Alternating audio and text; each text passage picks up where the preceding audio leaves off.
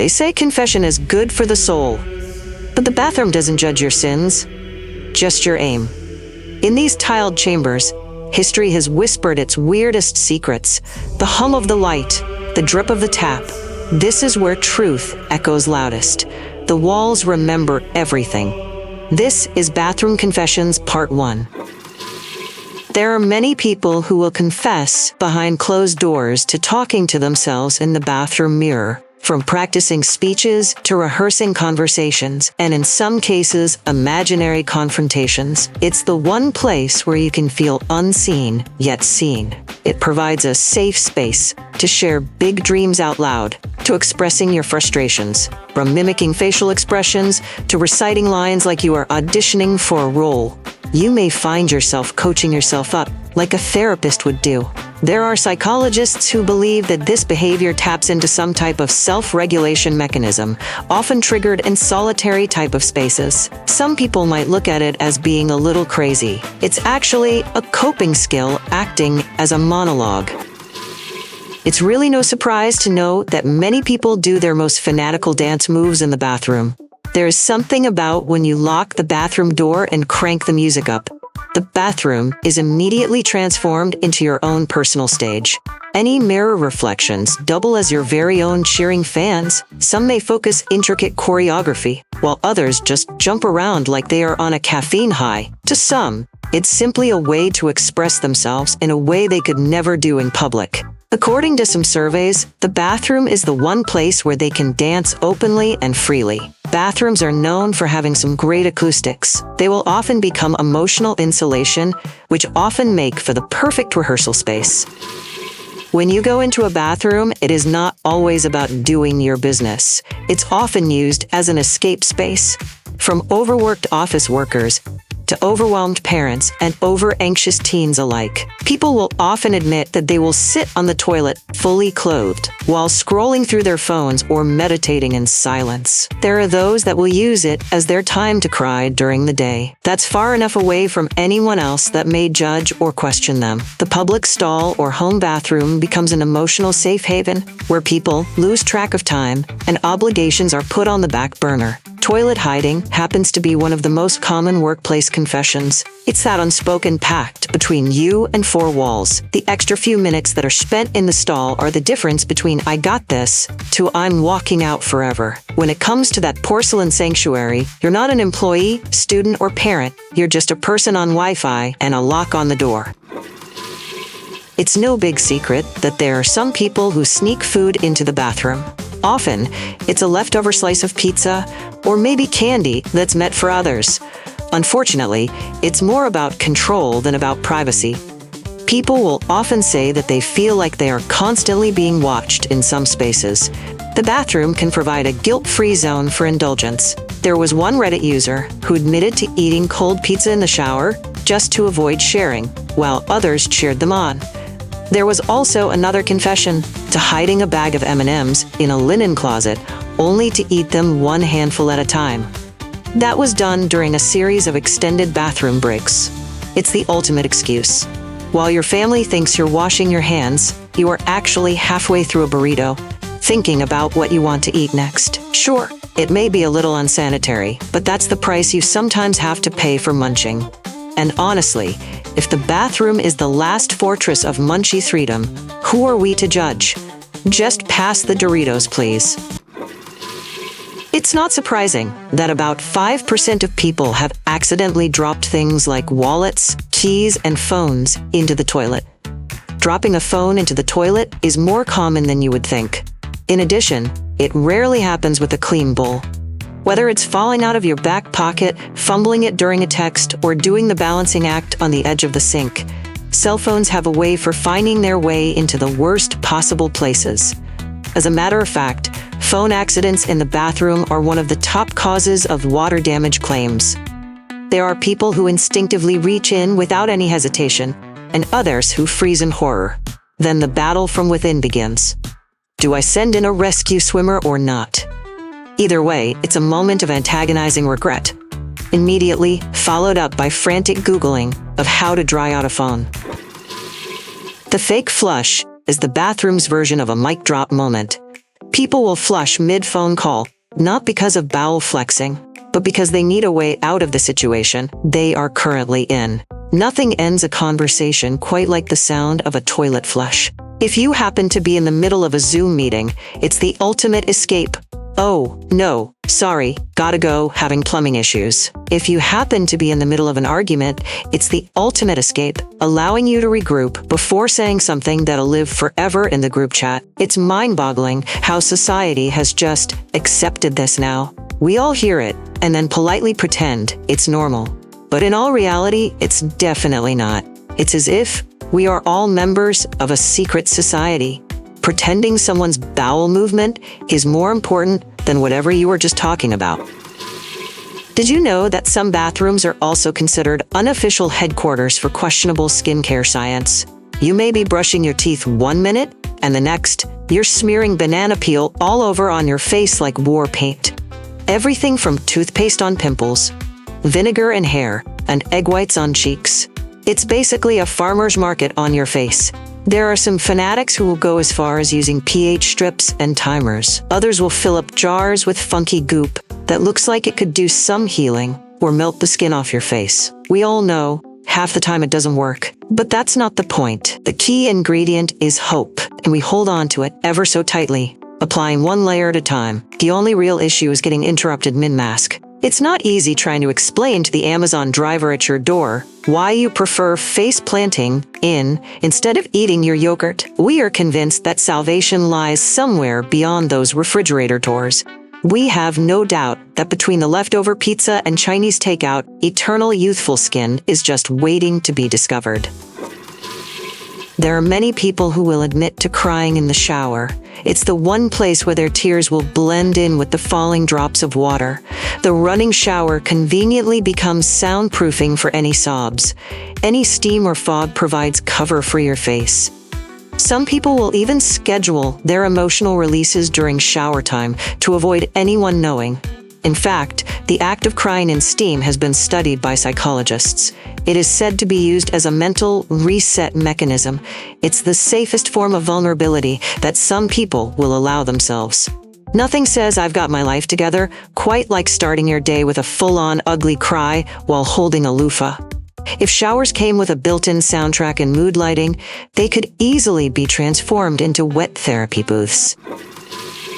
Some people are OCD with masking their bathroom smells to the point of spraying half a can of air freshener and lighting several candles. This goes beyond etiquette and veers into anxiety-driven behavior. The shame around bodily odors is so ingrained in some people's brains that they will flush before they go, just to avoid any splashback acoustics. Several people have confessed to carrying their own travel-sized air freshener in a purse or coat pocket. Scent, for some, has become a performance of control. Some treat it like a competitive sport.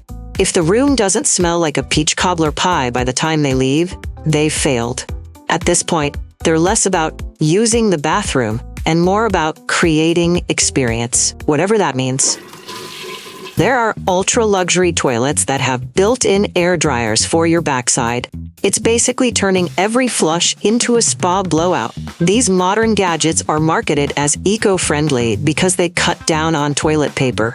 However, when they first came out, early users reported feeling oddly like a dog being groomed as warm air whooshes from below. The future has officially arrived, and it's a windy one. It's all fun and games until the dryer malfunctions and you're suddenly experiencing hurricane-force winds shooting up your backside. On a positive note, nothing builds character like locking eyes with yourself in the mirror mid-dry cycle and questioning everything that led you to that point in your life. There are people that find brushing their teeth in the nude very liberating. It most likely starts post-shower, prolonged by much intentional delay when getting dressed. They claim it makes them feel in tune with their body or feels more primal. Some will move at the pace of a caveman or woman using an electric toothbrush while staring into the mirror as if waiting for some deep life truth to arrive. One person said, "It's like my brain doesn't work until my butt's cold." Others say clothes ruin the vibe, as though a pair of sweatpants would mess up their dental enlightenment. Let's be honest. It's less about oral hygiene and more about starring yourself. You become the star of your own artsy, low-budget bathroom documentary, complete with dramatic pauses, toothpaste dripping down your chin, and a soundtrack only you can hear. Singing in the shower isn't unusual. However, there's some people that feel the need to cover every greatest hit that was ever made. We're talking about a full show with costume and makeup changes, aka switching from shampoo to conditioner, and always a crowd favorite for dramatic encores, the multicolored beat raiser. Some go full Broadway, others belt 90s power ballads with such intensity you'd swear they were auditioning for American Idol. The acoustics turn every female singer into Adele, and the cream rinse bottle becomes a microphone and an emotional support object. One man said his dog waits outside the bathroom like a groupie, probably wondering why this concert smells like coconut milk. Of course, there are fake award speeches after accepting your 10th Grammy, complete with teary-eyed thank yous to all the fans who believed in them along the way. There are the occasional pyrotechnic-like effects that go off at random, usually in the form of a dropped bar, a soap, or the new bottle of shampoo that slips out of their hands and onto a foot. This is followed up by real rock star profanity like mother effer. By the end of the gig, the water is ice cold, fingers are raisins, and they've completed a sold-out tour for an audience of one. That audience of one will be the most loyal fan they will ever have. Plenty of people admit to wiping way more times than necessary, just in case. There is a neurotic mindset followed by one more wipe just to be sure. Some will go through half a roll or more of toilet paper before they feel clean. Some will even shower afterward no matter what. For them, cleanliness isn't hygiene, it's emotional security. At that point, they're less about using the bathroom and more about auditioning for an archaeological dig site. It's a full-blown excavation project with surprise findings, complete with multiple layers and the occasional, how can there still be something there? By the end of this adventure, the plumbing's begging for mercy and the roll is completely gone. At that point, they have spent more time wiping than the average person spends preparing, cooking, and eating dinner. Surprisingly, there are some women who admit to attempting to pee standing up, some just out of curiosity, the challenge, or pure camping desperation. Once you start researching this topic, you will soon discover that there's an entire online subculture dedicated to female urination freedom, complete with tutorials, diagrams, and product reviews. Some women will use little funnel devices, while others just go full pioneer mode. Many will swear that they would never tell anyone, but when it works, there is this quiet, almost spiritual pride, like they've unlocked some hidden cheat code in the human body. The learning curve is obviously unpredictable. We're talking about wardrobe casualties and splash zones, along with the occasional moment where you question everything you thought you knew about physics. But when you nail it, oh, it's total victory. It's like looking at society directly in the eye and saying, yeah, I just peed off the porch, Mary. What now? Have you ever had an epiphany while shampooing your hair? Many people admit their greatest ideas and creative solutions happen in the shower, often when they least expect it.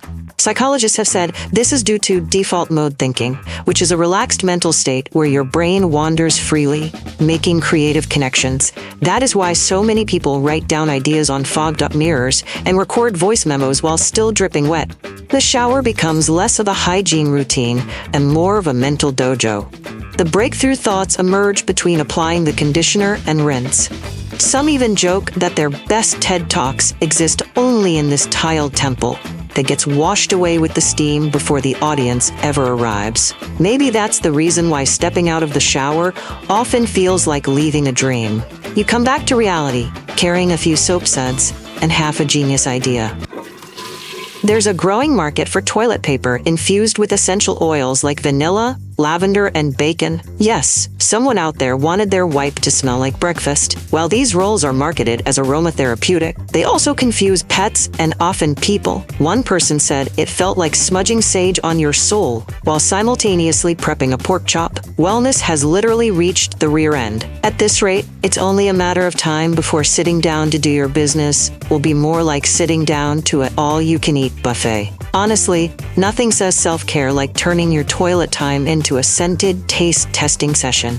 And if grilled cheese-scented TP ever hits the shelves, society will have officially folded in on itself. Until then, wipe responsibly.